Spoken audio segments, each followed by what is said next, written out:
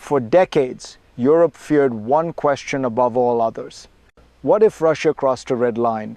Today, a far more unsettling question is taking shape.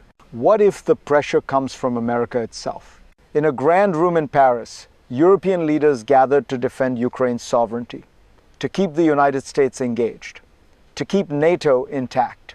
Yet hovering over that meeting was a silence so heavy it was impossible to ignore. Greenland, a vast, frozen island, a Danish territory, a NATO ally's land, and now openly described by the American president as something the United States needs, even hinting it could be taken. I've watched alliances rise and fracture. And I can tell you this, alliances don't collapse with explosions. They erode through hesitation, through fear, through silence. If you want to understand the world that's emerging, don't look only at Ukraine. Look at Greenland, because before we can talk about solutions, we must first understand what this crisis truly represents. To understand why this moment matters, we have to strip away the headlines and focus on the core dilemma Europe is facing. On one track, European leaders are racing to secure a peace deal for Ukraine. They need American power, American weapons, American guarantees. No one in Paris wanted to risk pushing Washington away, especially with President Zelensky insisting the plan was almost complete. On another track, that same America is openly questioning the sovereignty of a European ally. This is not a contradiction at the margins. It is a collision at the center of the transatlantic system. Greenland is not just territory. It is part of Denmark. Denmark is part of NATO. And NATO is built on a single premise, that allies do not threaten one another. Yet, Europe now finds itself trying to defend Ukraine's borders against Russia while quietly hoping the United States will respect Denmark's borders at the same time. That tension explains the silence, the delayed statements, the careful language, and it raises a far more uncomfortable issue: how this situation came to exist in the first place. To grasp how Europe arrived here, we have to step back and look at history not as a timeline of events, but as a cycle of power and neglect. Greenland has always mattered strategically. During the Cold War, the United States built a major military presence there, seeing the Arctic as a front line against the Soviet Union. Thousands of American troops were stationed on the island. Early warning systems watched the skies. Greenland was not symbolic, it was operational.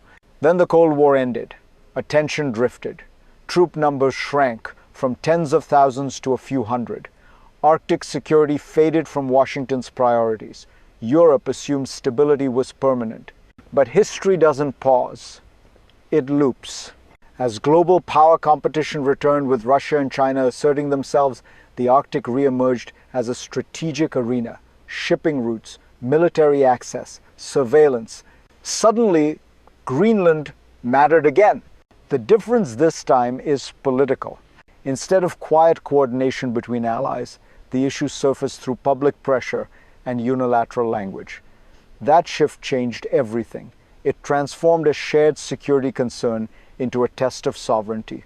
And once sovereignty enters the equation, calm diplomacy gives way to crisis. Because the next step was never going to be purely theoretical. What turns tension into crisis is not theory, it's action. And that moment arrived when Washington stopped speaking in hypotheticals. The American president did not merely revive an old idea of buying Greenland. He refused to rule out taking it by force. He framed the island as a national security necessity. He claimed Denmark could not protect it. That language matters. Because when power speaks that bluntly, allies hear something else: intent. At almost the same time, the United States carried out a controversial military operation in Venezuela, detaining its president. For European leaders watching closely, the message was unmistakable. This was not just rhetoric. This was a demonstration. Suddenly, Greenland was no longer an abstract debate. It became a live scenario. Denmark responded by pledging billions in new defense spending for the island. It signaled openness to a larger American presence. but it also drew a line warning that unilateral action should be taken seriously. In Paris, the room felt heavier because once a superpower shows it is willing to act alone, every alliance becomes fragile. And the crisis was only beginning to reveal its deeper meaning. What lies beneath this crisis is not emotion, it is structure. NATO was built for a world where threats came from the outside. The alliance assumes a clear line between friend and foe. It was never designed for a moment when the most powerful member applies pressure inward. That is the hidden mechanism now exposed. Denmark and the United States are both NATO allies. Greenland already hosts an American military base under a bilateral agreement. Arctic security is, in theory, a shared responsibility, but power within alliances is never equal. And when dependence runs in one direction, leverage follows. Europe relies heavily on the United States for intelligence, command systems, air power. Washington knows this. That knowledge changes the balance of every conversation.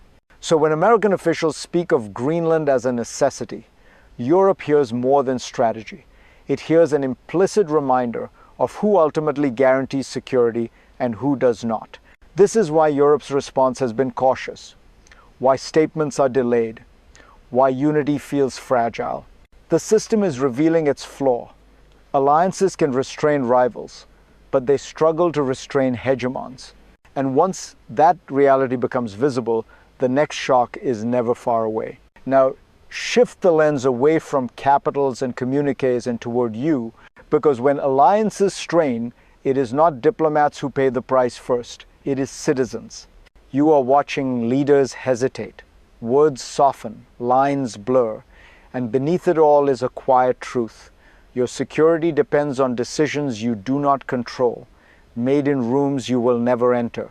If a NATO ally can be pressured, if sovereignty becomes negotiable, then the promises that protect you become conditional. This is why Greenland matters to you, even if you will never see its ice or feel its cold. When Europe stays silent out of fear of angering Washington, it signals weakness not just abroad, but at home. It tells voters that stability rests on goodwill, not guarantees. You may not call this a crisis yet. Most people don't until it's unavoidable.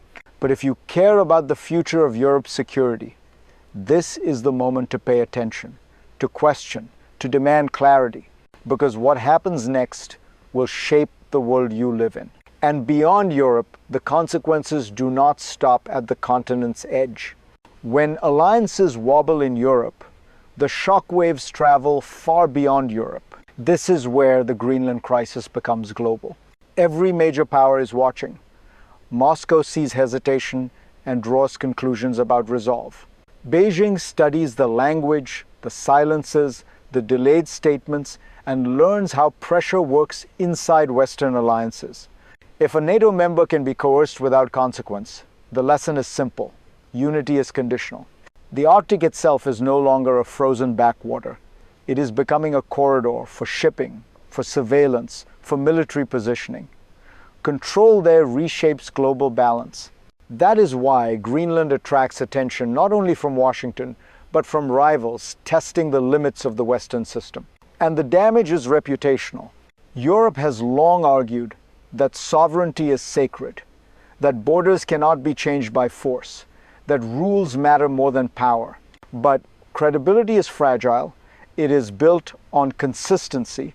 When Europe struggles to defend the sovereignty of one of its own, the message travels fast to Asia, to the Middle East, to the global South.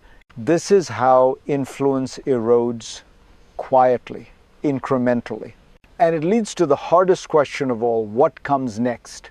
If Europe continues down this path, there are only a few directions the future can take, and none of them are abstract. The first scenario is the most optimistic and the most difficult.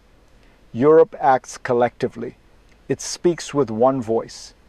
Leading powers stop managing Washington and start shaping outcomes. Arctic security is addressed multilaterally, inside NATO, with clear limits and shared responsibility.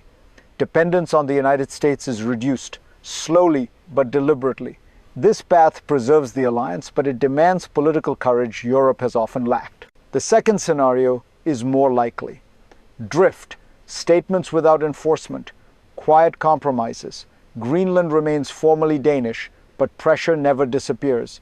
Europe avoids confrontation and hopes stability holds.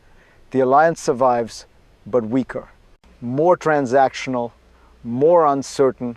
The third scenario is the darkest and no longer unthinkable. Unilateral action, a fracture inside NATO.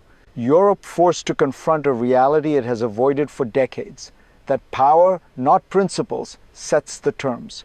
History tells us systems don't collapse overnight. They decay until a single decision reveals the truth. And that moment may be closer than many in Europe are prepared to admit. I want to leave you with one final thought. Alliances are not contracts enforced by courts. They are beliefs enforced by trust. Once that trust erodes, no treaty can fully repair it. Greenland may never change hands. Tanks may never roll. But the damage does not require drama. It requires doubt. Europe is being forced to confront a question it has postponed for decades. Can it protect itself, or will it always depend on others to do so? If the answer remains unclear, then this crisis will not be the last. It will be the template. This is why paying attention matters. Why pressure must be met with clarity, not silence. Why unity cannot be selective. If you want to keep understanding how power is shifting, how alliances bend and sometimes break, stay with me. Share this conversation. Ask harder questions. Because the future of global order will not be decided by speeches, but by who is willing to act when the moment arrives.